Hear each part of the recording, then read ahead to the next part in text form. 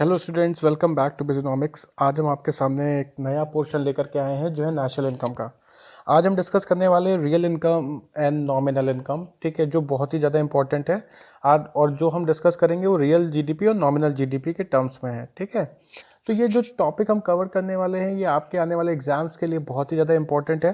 तो चलिए स्टार्ट करते हैं बिना किसी देरी के। देखिए, सबसे पहले तो समझते हैं कि नॉमिनल इनकम क्या होता है या नॉमिनल जीडीपी क्या होता है। पहले नॉमिनल जीडीपी की बात करते हैं। देखिए, लेकिन नॉमिनल जीडीपी को हम लोग एक नाम से जानते हैं जिसका नाम है current price, GDP at current price. जब भी नॉमिनल वर्ड आपके सामने आए तो ये करंट शब्द याद कर लीजिएगा। नॉमिनल का मतलब होता है करंट, ठीक है। तो नॉमिनल जीडीपी बोला जाएगा तो इसका मतलब है जीडीपी एट करंट प्राइसेस। अब इसको याद कैसे करना है या याद रिमेंबर हमें कैसे रखना है, तो इसको सिंपल सा अगर आप देखेंगे तो याद करने का तरीका है कि जीडीपी एट करंट प्राइसेस का मतलब होता है जब जीडीपी ऑफ गिवन ईयर, ठीक है, एस्टिमेट करा जाएगा on the prices of the given year. मतलब जीडीपी भी सेम ईयर का हो और प्राइस भी सेम ईयर का। तो जीडीपी भी अगर आप देखेंगे तो करंट ईयर का हो जाएगा और प्राइस भी आप सेम ईयर का ही कंसीडर करेंगे, तो उसको हम बोलेंगे नॉमिनल जीडीपी। तो नॉमिनल जीडीपी में आपको याद रखना है कि दोनों चीज़ें जो होंगी that will be of the same year, ठीक है। तो देखिए, एग्जाम्पल के लिए अगर हम देखें तो यहाँ पे लिखा हुआ है कि अगर इंडिया की जीडीपी 2018-19 की ली जा रही है तो प्राइस भी 2018-19 का ही लिया जाएगा। तो जब दोनों चीज़ें करंट ईयर की होंगी, सेम ईयर की होंगी, तो उसको हम लोग बोलते हैं नॉमिनल जीडीपी, ठीक है। मेरे ख्याल से होप सो आपको समझ में आ गया होगा। इसी तरीके से अगर हम देखें कि अगर इंडिया का जीडीपी 2021-22 का लिया जा रहा है और प्राइस भी 2021-22 से रिलेट करके लिया जा रहा है, तो उसको हम नॉमिनल जीडीपी कंसीडर करते हैं, ठीक है। अब आते हैं नेक्स्ट, रियल जीडीपी। देखिए, रियल का मतलब होता है कांस्टेंट। तो जब भी रियल जीडीपी आपसे पूछा जाए तो इसका मतलब हम यहाँ पे बात कर रहे हैं जीडीपी एट कांस्टेंट प्राइसेस। अब कांस्टेंट प्राइस का मतलब होता है कि यहाँ पे जीडीपी तो करंट ईयर का होगा लेकिन प्राइस होता है बेस ईयर का। अब ये बेस ईयर क्या होता है, तो अगर आप बेस ईयर देखेंगे तो बेस ईयर वो ईयर होते हैं जो निकल चुके हैं, ठीक है, जिसके बेसिस पे हम कंपेयर करते हैं। जैसे एग्जांपल के लिए अभी 2021-22 चल रहा है, ठीक है, तो ये करंट ईयर हो गया। अब इससे प्रीवियस ईयर्स जो होंगे, जैसे एग्जांपल के लिए 2015-16 हो गया, 2008-9 हो गया, तो ये सारे जो ईयर्स हैं ये बेस ईयर कंसीडर करे जाएंगे। इसी तरीके से 2001 एंड 2 हो गया। तो आप कोई भी पुराना ईयर उठा सकते हैं, वो बेस ईयर कंसीडर किया जाता है।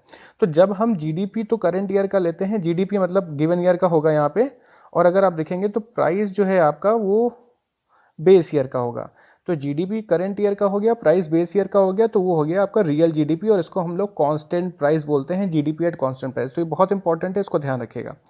अब अगर आप देखेंगे तो दोनों में से बेटर इंडिकेटर कौन है, ये क्वेश्चन कई बार पूछा जाता है, एग्जामिनर्स भी कई बार पूछते हैं कि दोनों में से बेटर इंडिकेटर कौन है, रियल जीडीपी बेटर इंडिकेटर है या नॉमिनल जीडीपी। तो हमेशा याद रखना, नाम में ही रियल है तो रियल का मतलब जो ओरिजिनल है, तो रियल जीडीपी जो है हमेशा बेटर इंडिकेटर होगा, क्योंकि यहाँ पे हम कंपेयर कर पा रहे हैं कि अगर आप देखेंगे तो बेस ईयर से हम कंपेयर कर रहे हैं। तो जब हम बेस ईयर से कंपेयर करते हैं तो हमें एक्चुअल ग्रोथ पता चलेगी, ठीक है। लेकिन करंट वाले में अगर आप देखेंगे, नॉमिनल में तो दोनों ही चीज़ें करंट ईयर की हैं, तो वहाँ पे ग्रोथ हम मेजर नहीं कर पाते हैं। तो दोनों में से बेटर अगर आप देखेंगे तो रियल जीडीपी हमेशा बेटर इंडिकेटर होता है, ठीक है। क्योंकि देखिए, साफ साफ यहाँ पे लिखा हुआ है कि real GDP is a better measure to make comparison in the physical output of goods and services over different year. तो यहाँ पे जितना भी गुड्स एंड प्रोडक्शन हो रहा है, जितना भी आउटपुट हो रहा है, ठीक है, उसको हम आसानी से डिफरेंट ईयर के बेसिस पे कंपेयर कर सकते हैं, जिससे कि हमें एक्चुअल ग्रोथ के बारे में पता चलता है कि इकोनॉमी में कितना ज़्यादा ग्रोथ हो रहा है। तो बस याद इतना रखना है कि नॉमिनल का मतलब होता है जब हम दोनों चीज़ें करंट की लें, जीडीपी भी करंट का, प्राइस भी करंट का, तो वो नॉमिनल हो गया।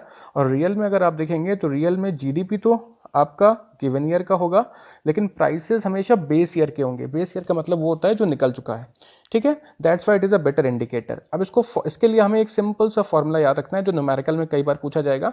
देखिए, फॉर्मूला क्या है, फॉर्मूला है real GDP is equals to nominal GDP upon price index. ये बहुत बार न्यूमेरिकल में आपसे पूछा जाएगा।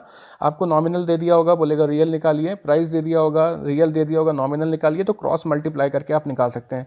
तो n अपॉन पी इंटू 100 याद रखिएगा। तो रियल जीडीपी का फॉर्मूला बना nominal GDP upon price index into 100।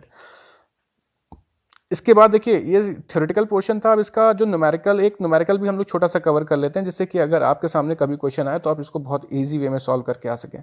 देखिए, क्वेश्चन में दिया है रियल जीडीपी आपका 200, प्राइस दिया है आपका 110।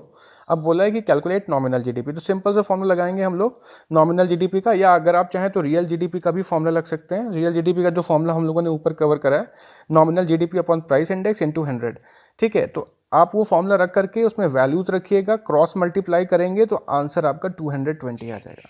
ठीक है, तो ये छोटा सा और इम्पॉर्टेंट कॉन्सेप्ट है और यहाँ से कई बार क्वेश्चन आपसे पूछा जाएगा।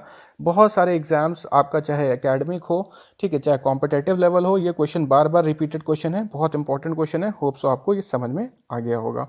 ठीक है, अगर इन केस कोई डाउट है तो आप कमेंट कर सकते हैं और अगर पसंद आया हो वीडियो तो लाइक एंड सब्सक्राइब करें।